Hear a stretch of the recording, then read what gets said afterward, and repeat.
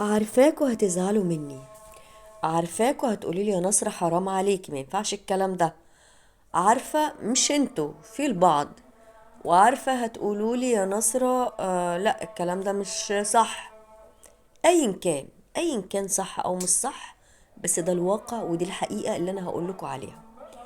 الجارة دي عملت عمايل، انا مش متخيلة كمية ال... انتوا هتقولوا بنفسكم، انتوا هتقولوا. ومن خلال القصة، الموضوع اللي انا هحكيه لكم ده بعيني انا شفته، وبوداني انا سمعته، وربنا سبحانه وتعالى هو اللي هيحاسبني عليه. تمام. عايزه اقول لكم الراجل اللي انا رحت اشتغلت عنده هو والست بتاعته، الراجل ده قال لي كلام انا كنت بقول عليه الراجل ده مخه تعبان. ما اقدرش اقول قدامه، هو الله يرحمه والله يسامحه ويغفر له، مات. لكن عايزه اقول لكم ان هو لما كان بيقول الكلام ده اقول الراجل ده مش طبيعي يعني، بس انا هعمل ايه؟ اكل عيش ومضطر اسمع. ما علينا.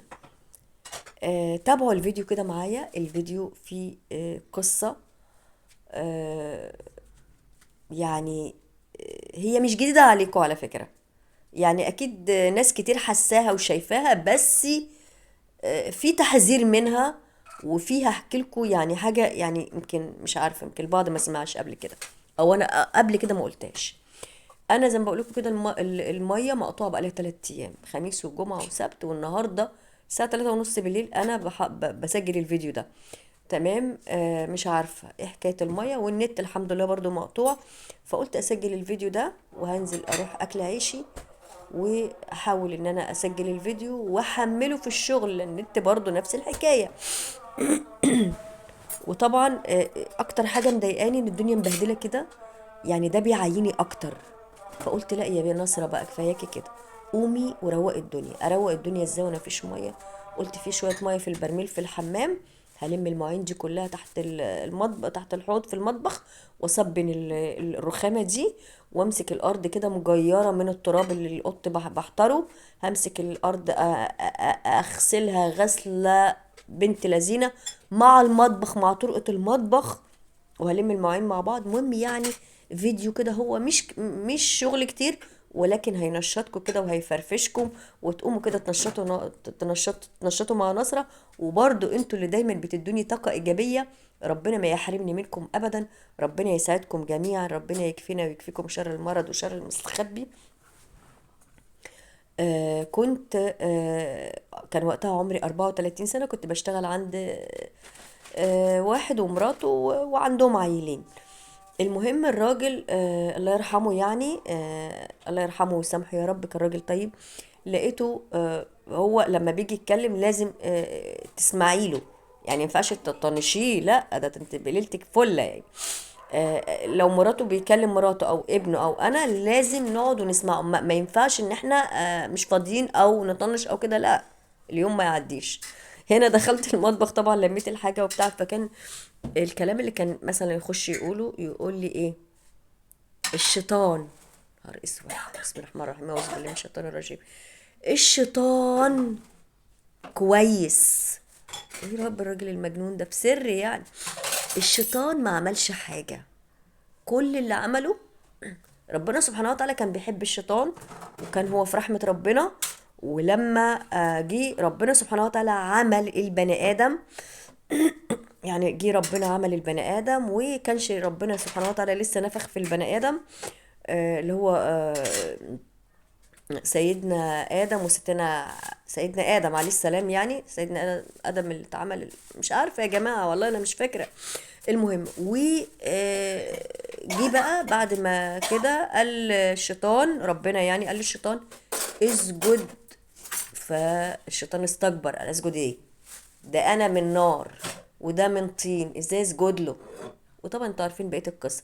دي شوربه الخضار، طبعا مفيش ميه، نزلت جبت ازازه ميه، وجبت صدر فرخه من عند بتاع الفراخ، قطع لي مكعبات، غسلتها على قد ظروفي، وعملت شويه شوربه خضار. هعمل ايه؟ انا تعبانه، لازم ان انا اخد شوربه. بوريكم ان الانسان بيتصرف في ادق الظروف، يعني مهما يكون عندنا، ما عندناش اي حاجه هنتصرف. مفيش ميه، ننزل نجيب ازازه ميه. ما فيش نظافه، لا هنروق على قد ما نقدر. تمام. المهم الشيطان كويس جدا. الشيطان ده لا، البني ادم هو بقى بيقول لي البني ادم اسوأ من الشيطان، بيعمل كذا وبيعمل كذا وبيعمل كذا وبيعمل كذا. يبقى ايه بقى؟ هو مستني اقول له يبقى ايه بقى نصرة؟ ايه بقى؟ مين اللي احسن؟ مين اللي اوحش؟ اقول له يا فندم البشر. اقول يا رب طب انا مالي؟ انا اصلا انا مالي بالشيطان والبشر يا جماعه؟ هو في ايه؟ انا راح اشتغل. المهم يعدي الوقت وفعلا اكتشف بعد فتره طويله ان فعلا ان الشيطان، انا بقولش ان الشيطان احسن يا جماعه، تتفقوا معايا او ما تتفقوش معايا، الشيطان فعلا قال لربنا سبحانه وتعالى مش هسجد لبني ادم. صح الكلام؟ قال له مش هسجد لبني ادم. كملوا انتوا بقيتوا القصة او انتوا عارفين القصة بقيتها يعني. تمام. ولكن البني ادم بيتفنن في الاذى، بيتفنن. طبعا مش كل البني ادمين، بس في بني ادمين شياطين. النهارده عشان بس اقول لكم الكلمتين اللي هم بتوع القصه دي، لازم كنت ابتدي لكم بالباشمهندس الله يرحمه ويسامحه ويغفر له، اللي هو قال لي كان بيقول لي الكلام ده. واحده وانا شفتها بعيني وعارفاها، طبعا الاشرب الازرق ده اللبني ده عمال يتزحلق، رحت جبت التانية بقى عليه عشان ايه يمسك الاشرب ده. قلت لسه هقلع واعمل وافصل التليفون وكده، لا عايزين نخلص. المهم واحدة شابة صغيرة اتجوزت، وشباب صغيرين يعني، والست اللي هي ساكنة جارتها في البيت ست يعني اكبر منها، يعني مثلا قول مثلا لو كانت اتجعلت في الجواز بدري كانت جابت قدها. البنت كانت بتحكي كل تفاصيل حياتها للست دي، تقول لها جوزي بيحبني، جوزي بيجيب لي، جوزي بيساعدني في شغل البيت، جوزي جوزي جوزي. التانية بعيد عنكم كانت تولع نار، تيجي تقول لي شايفة؟ شايفة؟ بيجيب لها، بيعمل لها، بيشيل، بيودي، بيأكل. تيجي مثلا يوم تقول لها ده ايه ده، خرج الصبح زعلان ومتضايق مني وحصلت مشكلة. تقول لها معلش شويه، ما فيش ساعه ولا حاجه تخبط عليها تقول لها اسكتي، مش اتصل بيا بالتليفون وقال انا اسف حقك عليا وبتاع وانا هجيب لك هديه واصالحك. المهم كل اللي بيحصل البنت الهبله دي تقعد تحكي للست دي، والست دي من عامله انها حبيبتها قوي، حبيبتي انا بحبك، انت روحي، انت نور عيني انت. والتانية من وراها لجيرانها وليا ولغيرنا، شايفين؟ بيدي الحلق للي بلا ودان، شايفين؟ بيجيب لها، بيعمل لها، دي شكلها مش حلو، بيحب فيها ايه، دي معصعصة، دي عاملة، دي فيها. يا نهاري يا نهاري يا نهاري، لدرجة ان انا هصرخ واروح اقول لها بلاش، ابوس ايديكي بلاش. يا جماعة بيتها اتخرب، بيت البنت دي اتخرب بمعنى اتخرب.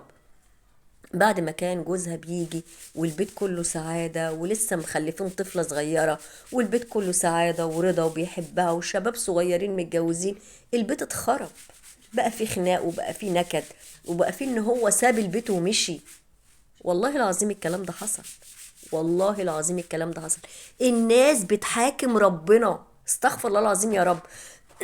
الناس بتحاكم ربنا. انا كبيت ديتول بس هو ديتول فيه صابون وكده، ودعكت بالمقشه وبلم، وبعد كده بازازه ميه برضو هكب والم الميه. الناس بتحاكم ربنا، ما هي كده بتحاكم ربنا لما تيجي تقولي ربنا بيدي الحلق للي بلا ودان، اللي هو زي ما تقول انت ليه يا ربي؟ ليه بتديهم سعاده؟ ليه بتديهم فلوس؟ ليه بتديهم خير؟ ليه كل ده؟ ولعلمكم الخاص اللي بيقول كده وبيعمل كده، اللي بيقول كده وبيعمل، مهما ربنا اداله عينه مش هتتملي، مهما ربنا اداله عينه مش هتتملي. انتوا لسه من 3 4 ايام واحده كاتبالي كذا، كل ما اعمل فيديو عملت عليها بلوك، كل ما اعمل فيديو تقول لي لدرجه ان تقول لي انا ايه، هبعد عنك انا هسحب المتابعين من عندك. جبروت البشر عدى وافاق كل الحدود.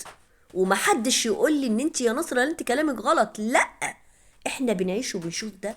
بنشوف ده اللي تيجي تقولك ده فلانة جابوا لها ذهب، ده فلانة ايه ده، يا لهوي، جابوا لها، عملوا لها ايه ده، ايه كمية البشاعة دي، ايه كمية الكره دي، ايه كمية الحقد دي. عايزة اقول لكل واحدة بتجوز بنتها او كل واحدة بتعد بنتها البيت الزوجية، لازم توعي بنتها اسرار بيتك ما تطلعش بره. بتاكلي ايه، بتشربي ايه، جوزك حلو معاكي، جوزك وحش معاكي، بلاش. معلش في كلمتين تانيين هقولهم. لو ليكي اخت متجوزة ظروفها بسيطة وانت ظروفك افضل، بلاش كل حاجة تقوليها لاختك. ايه يا نصر، اختي هتكرهني، اختي هتحقد عليا؟ بلاش. ممكن تكون اختك ظروفها يعني، انا اعرف حاجات تفاصيل ما ينفعش اتكلم فيها. في ناس بتبقى ظروفها بيبقوا اختين، واحدة اتجوزت راجل متيسر والتانية اتجوزت راجل على قدها، حياتها صعبة. اختك اللي مش متجوزة عادي ممكن تتكلمي معاها، اختك اللي لسه بنوتة عادي، ما لحقتش تشوف، ما شافتش ضغوط، ما شافتش بتاع، لسه طفلة شابة صغيرة، مش ممكن تدردشي معاها. لكن بلاش لو ليكوا اخت متجوزة وظروفها صعبة، بلاش تتكلمي معاها في تفاصيل تخص بيتك، كلتوا ايه، شربتوا ايه، جوزك جابلك ايه، عمل ايه، حصل إيه. بلاش تندميها على حظها، هي مش بتكرهك بس بلاش.